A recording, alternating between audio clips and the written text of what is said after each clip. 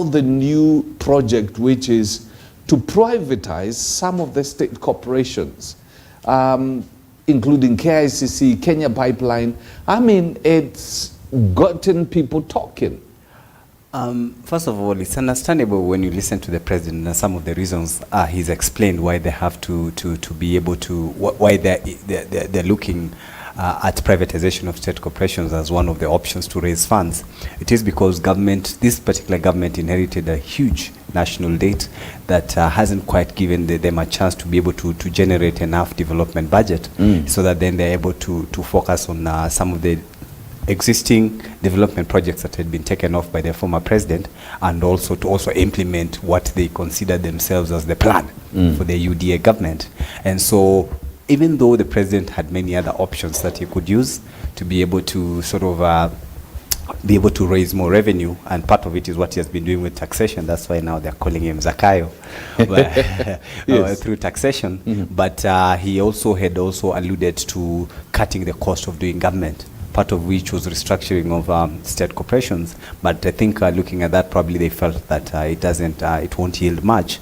Then the only other option is to go through the PPP model, which is public-private participation. And part of it includes floating of state corporations, so that then you have private capital into those institutions.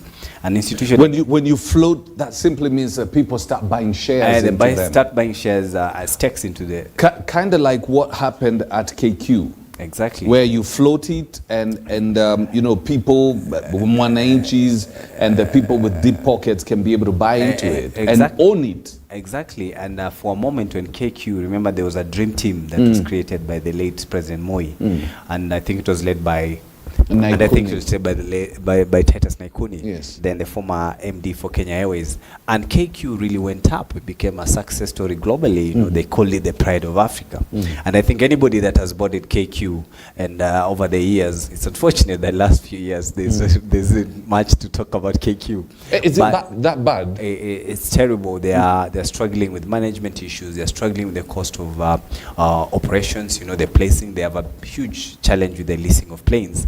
Fred, I tell you that when you want to lease planes, let's say from Embraer or Boeing, some of the international plane manufacturers that are leasing planes to Kenya Airways, you realize that other competing airlines like Ethiopian Airlines, yes, and other global airlines, you find them leasing a 787 Dreamliner for sale $500,000 a month, but Kicc is paying $1 million a month just to lease the planes. Now Kicc has about 39 planes. About 9 of them are the ones which are owned by Kicc. So you have like 30 planes which are being paid for $1 million a month. That's $30 million today, monthly. Oh, that's just a flight bill. So Kicc originally had it was a success story. Kicc and Mumias, yes, you know, the whole privatization thing, it worked, and they worked as good companies.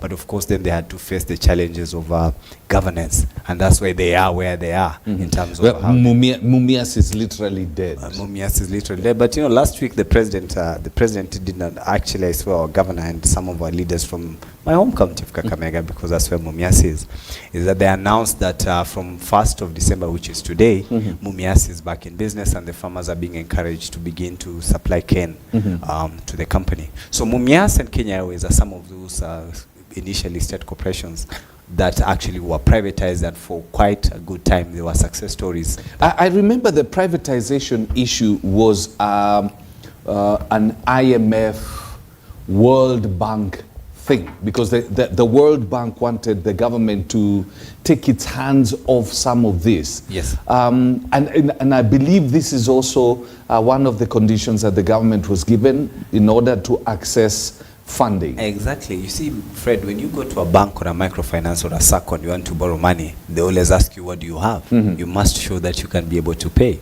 But let me ask you, has the World Bank ever, I'm yet to see any country in Africa or the third world, apart from Western countries, because the conditionalities that are given to Western countries and the conditionalities that are given to the rest of the world, the third world, are completely different.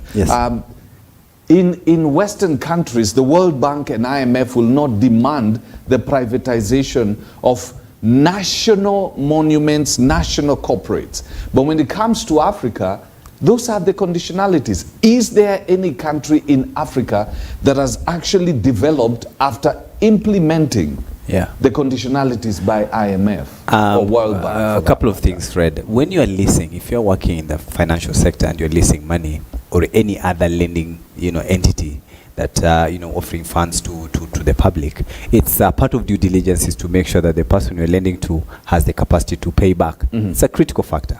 And so when you look at countries, the African countries, they are considered as a very risky, as a risky market because of the structures, institutional structures that are not very strong. So there are challenges that could probably result to not being able to pay. So they have to be very careful with how they lend a country like that. Imagine this, Fred. So the GDP of Kenya is about $150 billion, right? That is the whole country, what we produce every year. In Germany, $150 billion. It's heading towards 160. In Germany, the producers of Mercedes-Benz, or those ones that produce Volkswagen, they produce 1 million units a year. On average, a Volkswagen goes for $10,000. That means one company generates almost $10 billion. One company. So you can imagine, and they have Mercedes, they have BMW, they have all these other franchises that they sell. They have international brands like Philips and Siemens. So when you just take 10 companies, are enough to generate the GDP of Kenya. So it's only fair if you come to a lending table and you're coming as Germany with all these state corporations that are producing all this massive money, and you have a whole country that is only producing $150. How you handle the two clients is not the same. So it's sort of understandable why some of these restrictions are there for African countries. But Fred, I think you are alluding to value of the money that you are lent, and some of it is not really the challenge with the creditors, but it's actually the raw governments that are receiving this money. The almost 50 billion shillings that President William Ruto has sunk into this Hustler Fund program could as well have done 100 factories in all the 290. Could have done a factory in each of the 290 constituencies, and it would have only cost 29 billion shillings, and that is almost 2.9 million jobs. If he had put this money into that.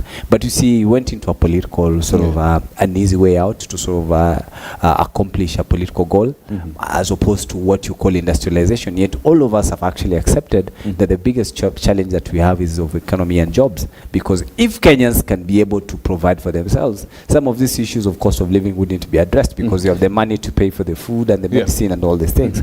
So very quickly back to what you're saying. IMF, we can debate on some of the rates, and we can debate on some of the rates and the terms that the IMF has extended to the African continent, and I guess that's what the president has been championing in the international space. It's a very valid concern, but also we also look at how the expenditure of such funds are being done in those African countries.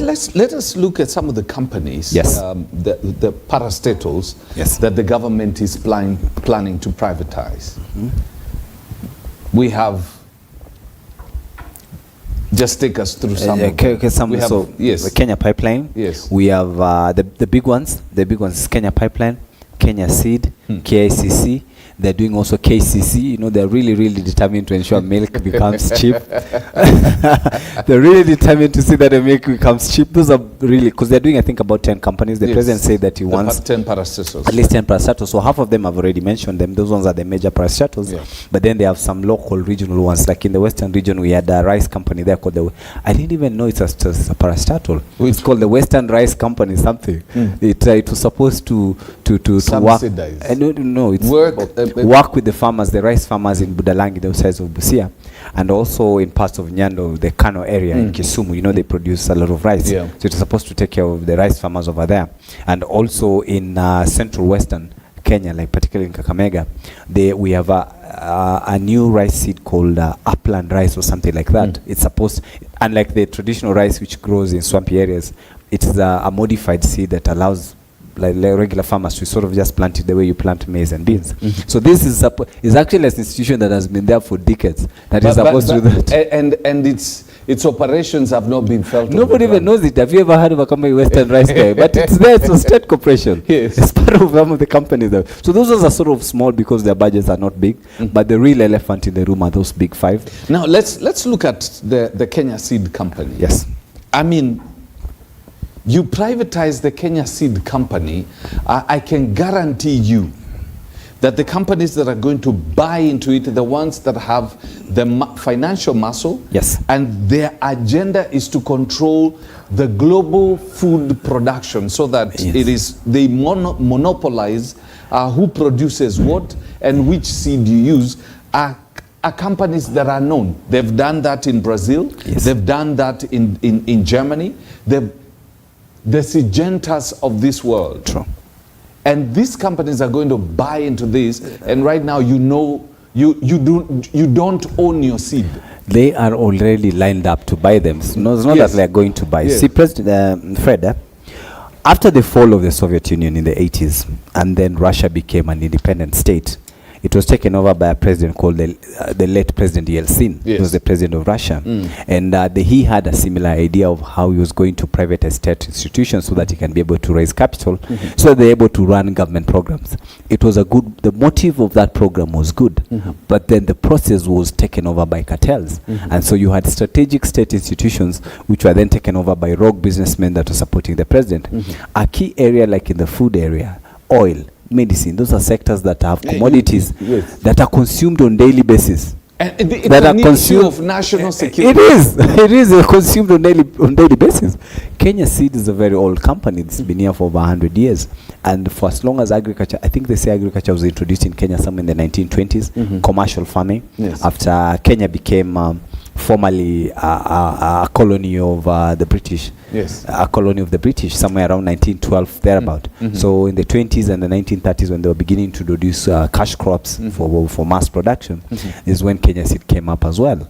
And it has been part of the history of the Kenyan food industry, because how you produce a crop is what determines the quality of the food that we produce. Yes. So they have these classic seeds that they've been developing and redeveloping over the years, which are patented, you know, because they are quality ideas. And for you to take that and hand over to some external characters that are not very patriotic about country, they're here only for commercial business. It's very unfortunate, and the president should be very keen to see that he doesn't sell some of our heritage, and Kenya Seed is one of them. And I was going through some of the things that happen in India. Yes. Where, you know, some of these big companies came into India and brought in a cotton seed.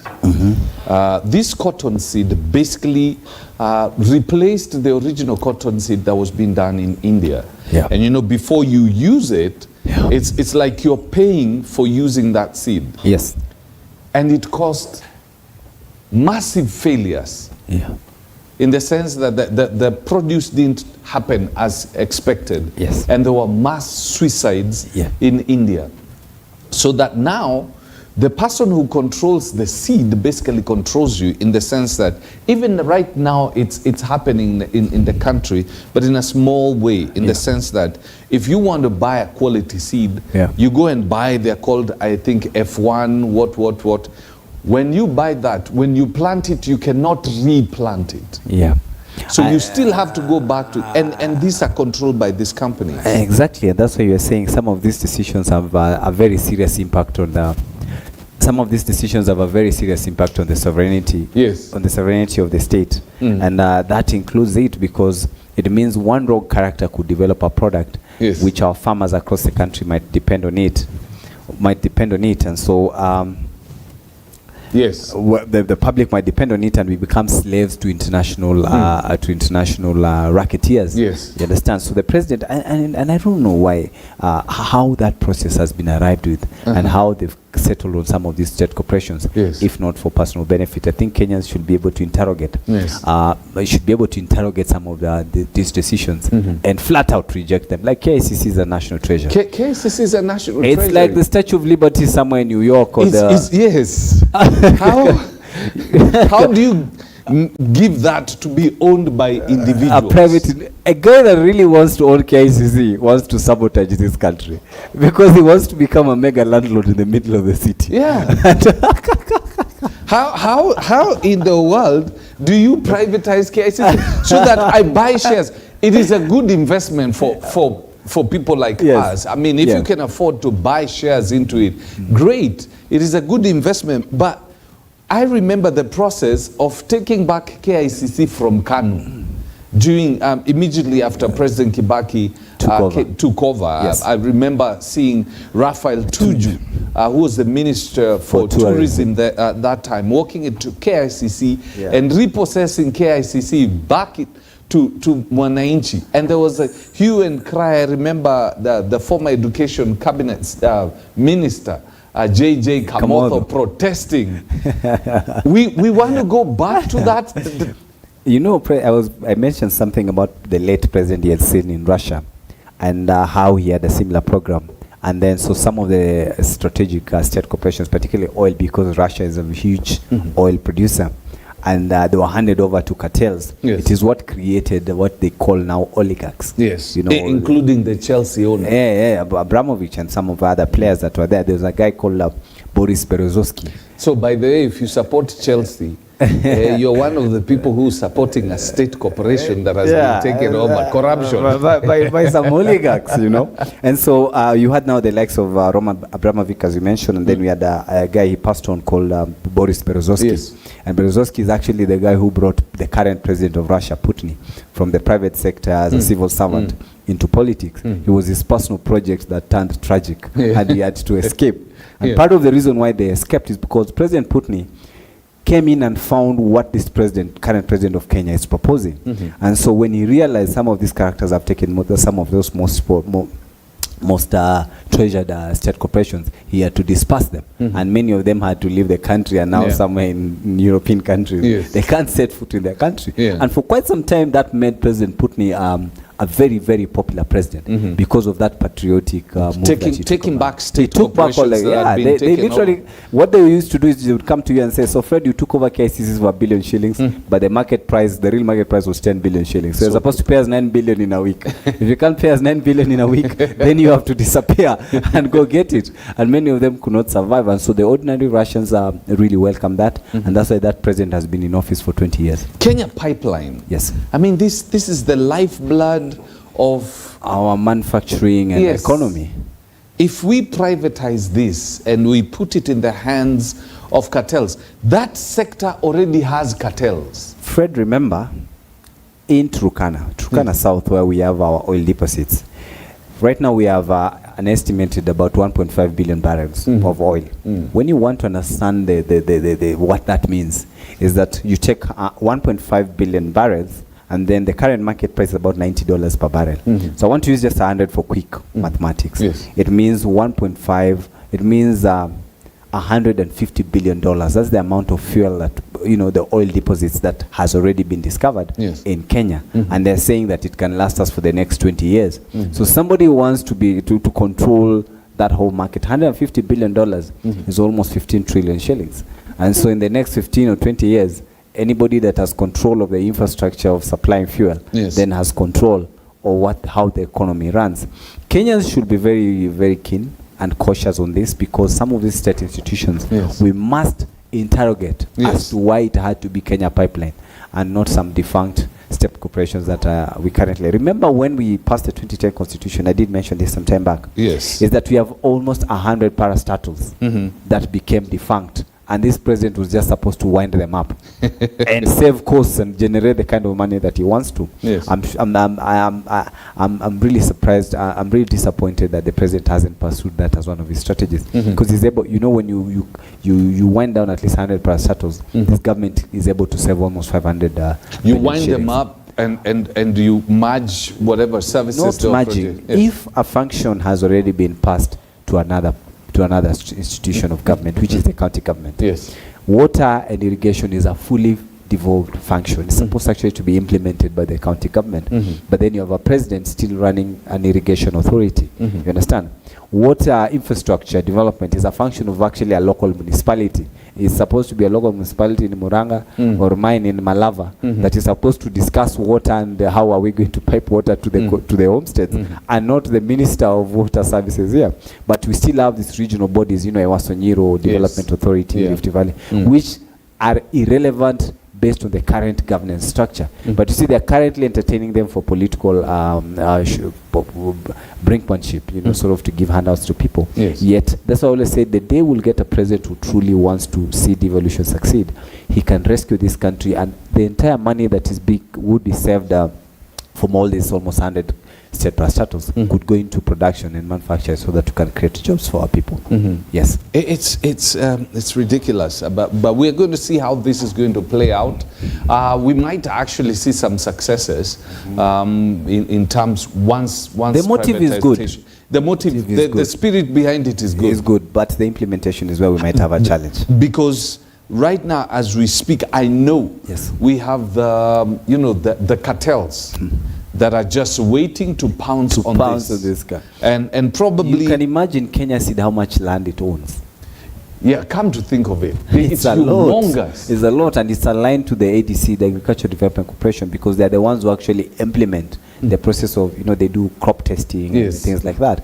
So it has a huge leasing program with the ADC. So these are almost 1 million acres worth of land across the country, because we have ADC farms in Kilifi, we have them in Kakamega, in the Rift Valley, and they're in millions of acres of public land. So you can imagine what it means by selling that kind of an asset to some private individual. So basically, if we're not careful, most of the most key services and issues of national security, as we can put it, will be in the hands of private people.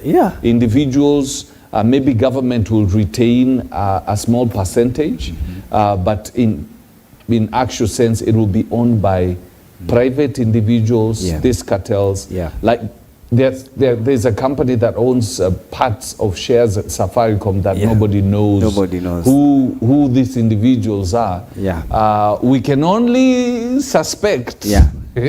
But you see, they are Kenyans. A lot of Kenyans do not know that originally Safari Communications was just a small department at Telcom. Safari Communications is what became Safaricom. It was a small department at Telcom that was supposed to handle mobile services. And so when the idea of offering independent mobile services came up, is when they created Safaricom as a parastatal. You understand? And so the characters that were part of the privatization team, those days when you wanted to invest in a local company, you had to have a local partner that has a certain controlling stake. And that is how those characters in government at that particular time were able to take the 20% in Safaricom.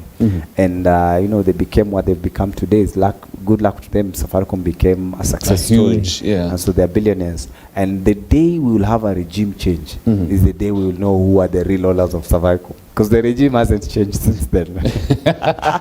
It's been the same people.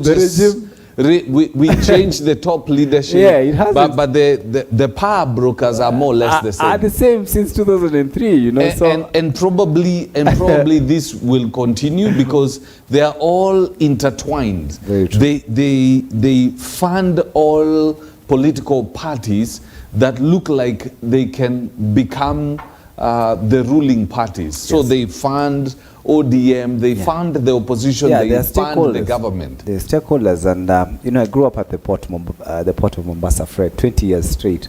My father worked there. He spent 36 years in KRA, so 20 years of which we spent it at the port. So I know that port very well. There are characters there who actually run government. They are private businessmen. But when you look at the volume of trade, and a whole ship docks with 100 cars, worth at least 2 million shillings. Those are 2 billion shillings worth of inventory for one person. Those characters are the ones who are still part of this government. So they haven't quite changed. The same. And right now they now want to take the port. That's why you have what they're calling concession. They're saying we are not privatizing the port, but concession means I allow you to use my property for a certain period of time, so that then after a certain period of time you pay us a certain amount, and then the property will come back. And part of the people some of the characters that are actually lobbying for that are the kind of people we are saying are still controlling the same power brokers that have been controlling the state. Fred, the statement that are was still given, the same ones who want to take and for you to understand the scale, is that our import bill this year for food products is about 560 billion shillings. For food products, rice, wheat, maize, and all these things that we are trying. 560 billion shillings. And then you have fuel products that are coming with about 450 billion. So we are spending 1 trillion shillings importing. You can imagine the people who are in the oil and food business at the port. They're the same people that run government. 1 trillion shillings is almost half of what KRA collects. And so when you have 10, 20, 30 people doing that, it means they own the government. They own the government. They really do own the government.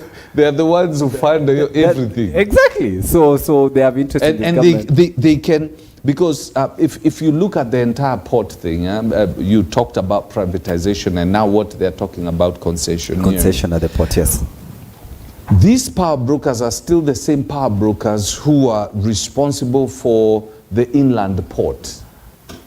Yeah, most of them. Yeah, most of them. The SGR coming to where it stations itself in Naivasha. Yes, not just Naivasha, it goes all the way to the inland ports are basically dry ports. Yes. Where government leases people to offer port services, clearing and forwarding services.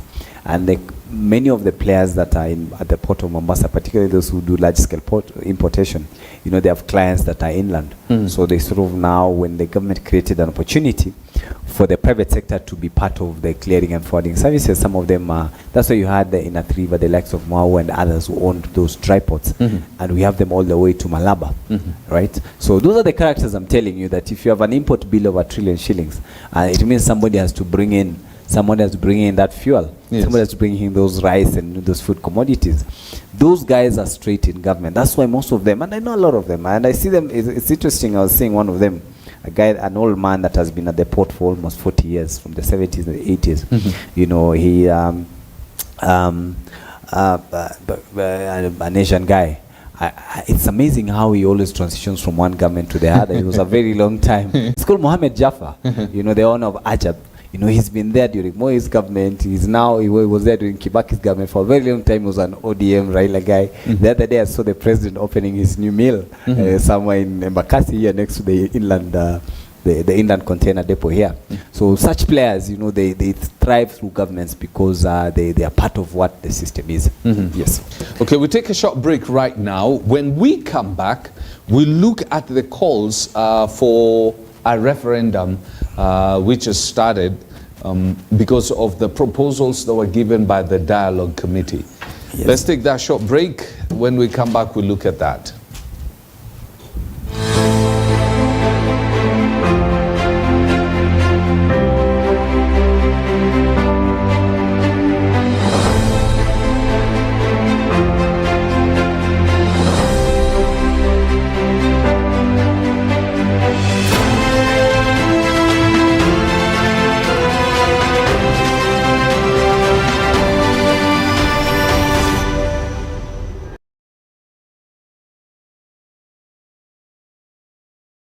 Walisema mnywa maji kwa mkono mmoja, kiu yake pale pale. Ndiposa tumekuletea wewe mtazamaji wetu mkono mwingine, ili kukata kiu yako na ari yako ya ufahamu. Naam, ngoma imechezwa mtazamaji, basi hatuna budi kulisakata na kukuletea wewe ufahamu wa kaunti yako, tukiangazia masuala ya siasa na uongozi, jamii na itikadi, maendeleo na changamoto katika kaunti yako. Ungana nami Belinda William, nami Emmanuel Marwa, kwenye makala ya Gatuzi Langu kila siku ya Jumatatu saa 5:30 hadi saa 6:30.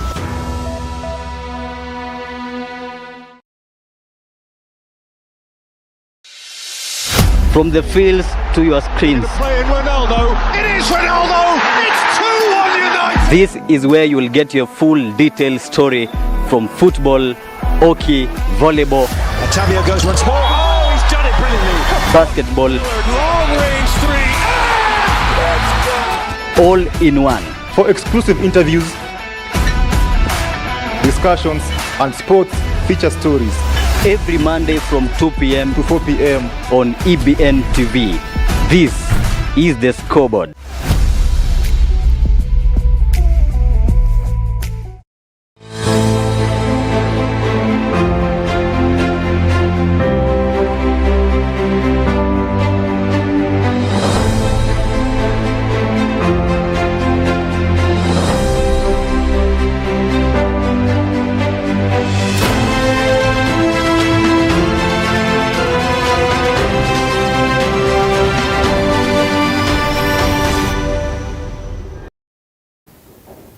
Welcome back. Just in case you're joining us, this is the Leadership Challenge Show. I'm in the studio with George Ngaira.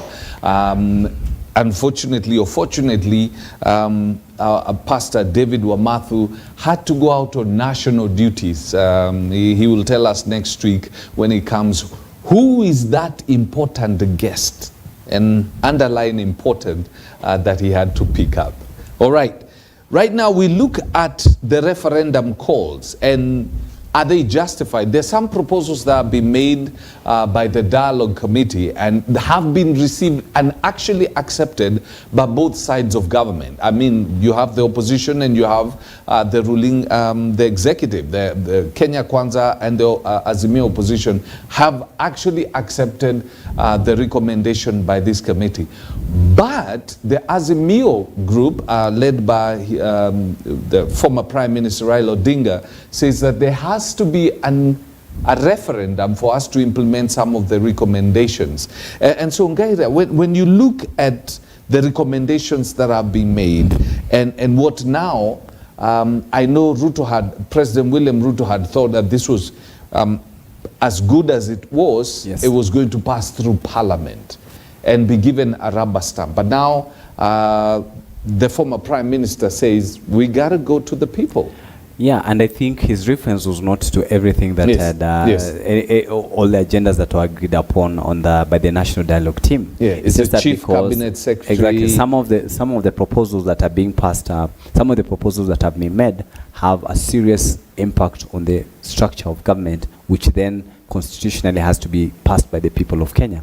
So naturally then that has a demand, that demands for us to have a referendum. So the constitution is very clear. Yes. If you're going to change the structure of government, yes, then you have to go for a referendum. Yeah, remember, this constitution specifically indicates that the government of Kenya has three institutions: the executive, the National Assembly, and the judiciary.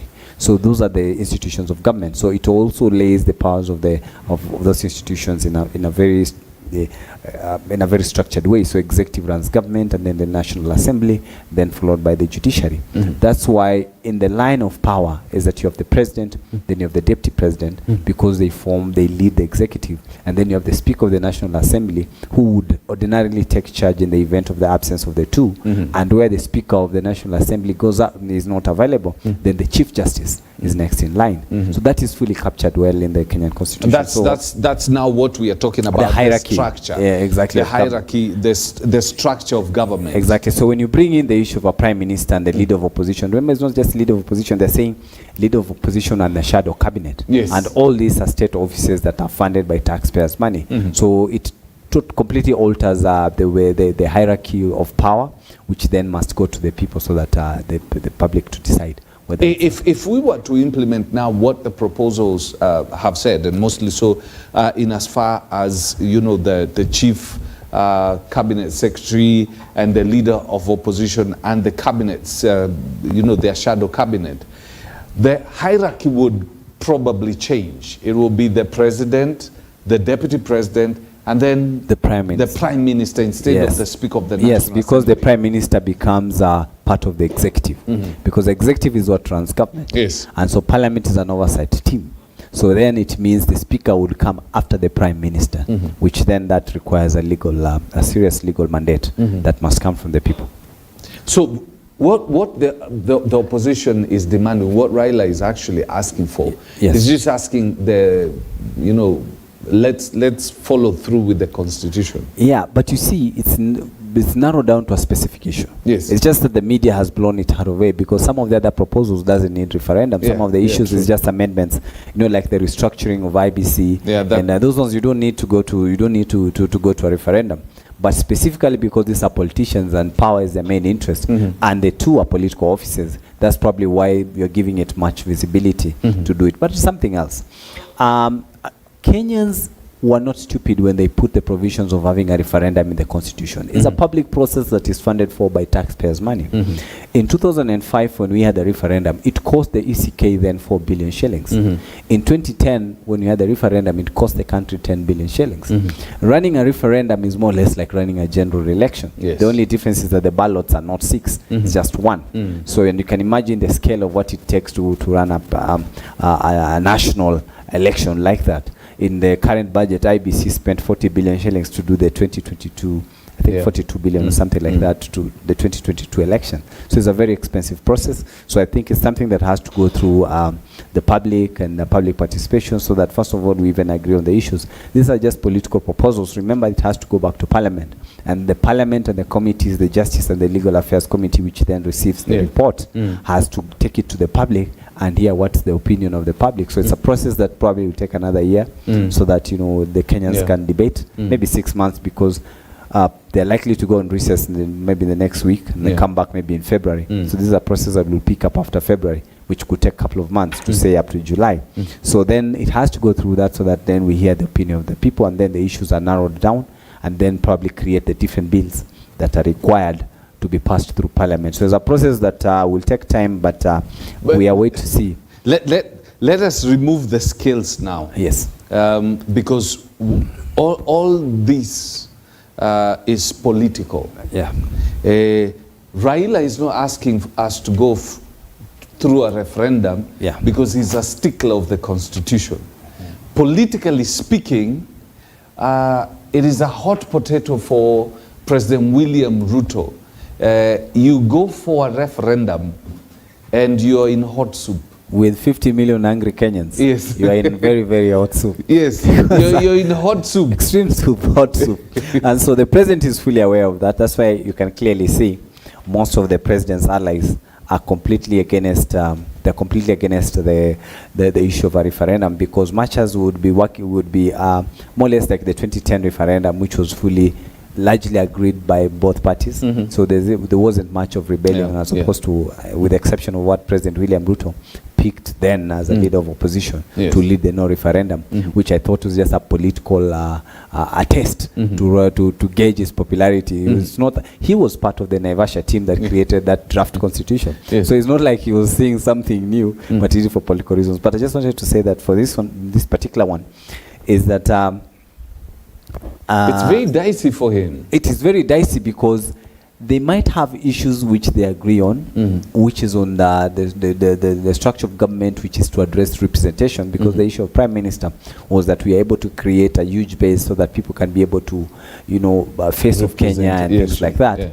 The motives are good, but they're not when you have 50 million hungry Kenyans who are not eating, they cannot pay their house rent, there's no medicine, they can't pay their fuel, and it's going to be very tough paying their school fees from January. That's not what you want to hear, because I can take it out on you, not necessarily because I hate you, but because the current situation, I came in with an empty stomach and you're nagging me, I might not react the same way. You understand? So the president has to be very careful with that. Let us look at what the referendum did to President Mwai Kibaki. Because during his term there was a referendum. And well, it actually ended up showing that he has a chink. He has an underbelly that can actually be was exploited. Exploited. And it showed that President Kibaki could be defeated in an election. And from then onwards. Remember, Fred, President Kibaki is the most popularly elected president in the history of the Kenyan elections. Over 63% of Kenyans voted for president. No other president has gotten such a number, because he was elected across the board. It was the timing was great. Kanu had been in power for 40 years, and people just wanted more. They just want to see Nyayo out. Irrespective of who you have put there, they would have voted for him. And just before we went into that election, there was a public memorandum of understanding of how government was supposed to be shared, and you know the tragic accident that befell him, and he was unable to campaign. There are people who took over the campaign and literally Martha Karua did say that at that time you would have thought Raila Odinga was a candidate, because President Kibaki could not campaign, particularly those last month or so, the last days towards the general election. And going against Nyayo was not a joke. They were all risking their lives. So there are people who risk their lives to see Kanu go. And so when they formed government, part of what Kibaki signed publicly, and the journalists covered that, remember the signing of them, it was a public issue, that this is how we're going to share government. And Raila being a key player at that particular time, literally he was the candidate. Only that President Kibaki was the face of it. And so the fallout that came right after that, it wasn't the wise time for government to go into a public process like the referendum. Yes. And it cost the president because it, as you're saying, exposed his underbelly and subjected him to what I think was the most tragic election that we've ever had, because Kenyans had to die for that election cycle to end. So in this particular case, yes, if he's never lost an election. Yes. Apart from the referendum. The referendum. He has never lost an election. Yes. I mean, from the MP, throughout his career. Every election he's gone to, he's won. Along the way, he's taken out some very serious competitors. Yes. I mean, his victims have been huge.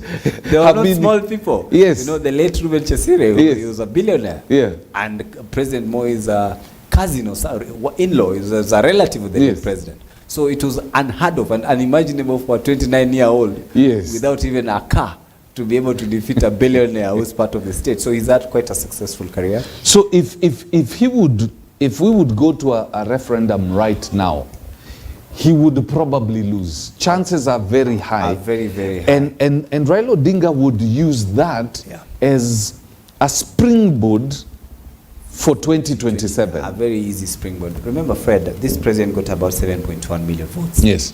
About 3 million votes from Mount Kenya region. Then he had about 2 million votes. Now, Mount Kenya gave him about 7 counties. Then he has 5 counties from, around 6 counties from what you call North Rift, his traditional base. Yes. That's just about 7 by 6, about 13 counties.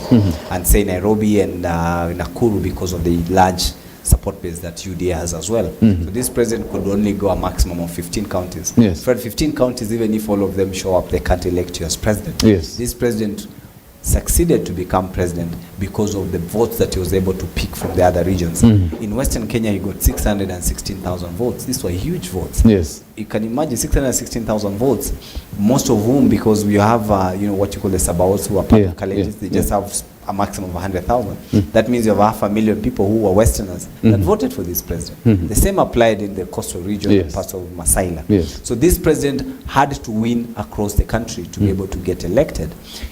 And it's a constitutional requirement. He can't win any election without that.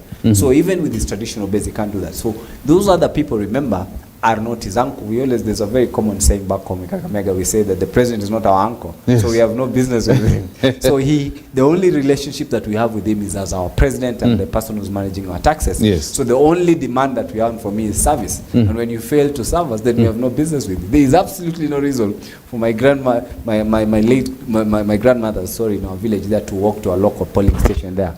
It's called Muhonje Primary School, to vote for this president, if not good service to the people. And this particular time, Kenyans are not in a good position because of the state of the economy and the cost of living. It probably is not the wisest time for this president to face the people, because he might not survive outside his traditional bases. His traditional bases might vote for him for political loyalty, but not in the other areas. And it would easily expose him that, the debate would be, can he be able to marshal the 600,000 votes again in Western Kenya? Can he repeat to get over 300,000 votes at the coast? That's almost 1 million votes in what you would call, in Kicc, he got almost 100,000 votes. Yes. So it's almost 1 million votes that are not his traditional vote. If you remove that, this president goes home. Yeah, he goes home. So what do you see him doing? Because now the ball has started rolling. Yes.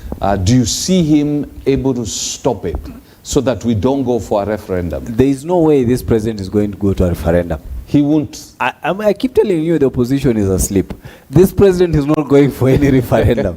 He's keeping them busy. Yeah. And that's why the other time I was saying he's just keeping them busy. So they're actually playing to his agenda. Fred, you see, if there's a president who understood how to use state power and has successfully copied it from Nyayo, the reason why Nyayo, a minority. You remember, Maya was a Kalenjin minority. Succeeded to run for 24 years. That the Luyas, the Luos, the Kikuyus could not take him out. And you see, he didn't even lose an election. 2002, it's not Moi that lost the election. If he were to run, he would have won that election. I don't think so. He would have won that election. I don't think so. Because people voted against Uhuru then because they didn't want anything to do with Moi. Yeah, I agree. But I'm telling you, is that he never lost an election because he was able to he was a shrewd politician. And President William Ruto, where he beats the hell of his competitors. I told you the other time that when we were talking about deep state in the 2022 election, the NSIS, which is the Secret Service, has 100 agents in every constituency. Those are 29,000 agents. But this President Uhuru Kenyatta could not collect 290 results. It's not because he didn't have capacity. It's just that he didn't use his capacity. But if you have a president that truly knows how to use state power. That's why even though he was pushed out, you know, as deputy president, pushed out of the system and he operated from the sidelines, he never resigned as a deputy president because that office comes with some protection. You understand? If he had attempted to resign by now, he would be in jail serving 30 or 40 years because they would have taken him to court. You understand? He knew how that office is shielded. So this president understands the consequences of what a referendum would be at a time when majority of Kenyans are hungry, right? So he would definitely not go. And that's what you can see on all your headlines here. Ruto allies tell off Raila Odinga. It's what is all over because they know the implication of that. Not when the cost of fuel is at 217 shillings and 30 cents and it was 159 last year. What will he tell Kenyans? Are they doing better than they were? No. So he can't, and I don't think that's part of it. And how he will do? Well, how is he going to stop this? Listen, he's not going to stop this. He's just going to buy time so that he's able to do his stuff because the only working year this president has is next year. 2025, we're back to presidential elections. Any serious presidential candidate that wants to cover 290 constituencies red has to do at least 2.5 years. This campaigning because it is not physically possible. That's why I told you I saw a tragic statement from the communication guy for Raila Odinga's office, Dennis Onyango, saying that Azimio, the opposition will declare the candidate 6 months to election. I wondered how are they going to cover the country because they want to do these big shows, but then they forget to do the ground structure, which is where this president beat them. This president will not allow a referendum. He understands that this back and forth will take another year. He understands it will take another year. So he's going to keep them busy with the back and forth. Listen, so the report has to come back to Parliament. It has to be received by the Justice and the Legal Affairs Committee. Vet the issues. Then take them to the people who do a public participation so that then they're narrowed down to the specific issues that are supposed to be addressed. Then it has to go back into the Department of they've created a Department of Legislation. There's a PS for that. I think it was in Davadi's office. Then so that government, that department together with the Attorney General's office, they're able to create the bills. The process of generating the bill will take another 6 months. Then once the bill is there, there's also the legal process of passing the bills. By then, we'll be in 2025. And by then, the president has no business engaging with the opposition. It's just to go back to the people. So this president, the way I know him, and the reason why he's even president today, is because he's quick and sharp at reacting at challenges. There will be no referendum in this country. So chances are he wrote this script. Yes. He wrote the script knowing very well the characters, how they are going to play, and he already knows how it's going to end. Which character? Fred, having learned the opposition, and even having worked with some of them, and having seen how this President William Ruto won this election, I feel like I can also beat this opposition in a presidential campaign because I know who they are. You know, they are here for sideshows. How will Kalonzo Musyoka, who's being fed and pampered by Ruto, defeat Ruto? You're saying he's being fed and pampered? You know, he's being currently, you know, his salary and his per diem is being running by the government, the National Dialogue team. They're keeping him busy. While the president is doing his stuff. And they'll keep him busy all for the next 2 years. I've just narrated to you, they have given a breakdown of how the process is going to take. Parliament is going on recess soon, probably next week or something like that. They'll be back in February. Then when they will formally receive the report. That will be somewhere in March. Then they have to do public participation. That will take 6 months. Then they have to generate the bill, which has to go through the whole legislation. Is another 6 months. That will be 2025 July. Then you have to talk about the issue of funding of IBC. You understand? And the whole referendum, which is another budgeting. Take us to 2026. Do you think this president can have a referendum in 2026? It's not possible. Forget about it. So the more we think he's a lame duck, he's getting to a position of being a lame duck, the more he's actually showing just how his prowess in managing the election. He's literally managing Raila Odinga. Literally, and it's unfortunate because the opposition keeps making the same mistakes. You know, the bait that former Prime Minister took by going into a literal handshake. You know, they could have shaken hands with President Uhuru Kenyatta and say, we were competitors, this is what happened, you are now president, we will do our job as opposition. And then overset this government. He probably would be president today because he would lose. Raila Odinga lost this election not because he didn't get votes in the current president's strongholds. He got a historic 1 million votes from the Mount Kenya region. It's never happened. And if Raila Odinga had kept his base for 2017 and then collect 1 million votes from central Kenya, he would be president today. Yes. But it's because he lost 600,000 votes in Western Kenya. He lost almost 400,000 votes at the coast. These are places that traditionally voted for him. In Ukambani, they did even win some UDA seats there. In Kicc as well, which is Luo Nyanza. And today, as we speak, we have almost 12 members of parliament in something that was unheard of. The MP for Bondo is called Gideon Ochanda. He's in Sugoi. And can nowadays walk up. Back then, Tuju could not even set foot. Tuju could not even set foot in Kisumu.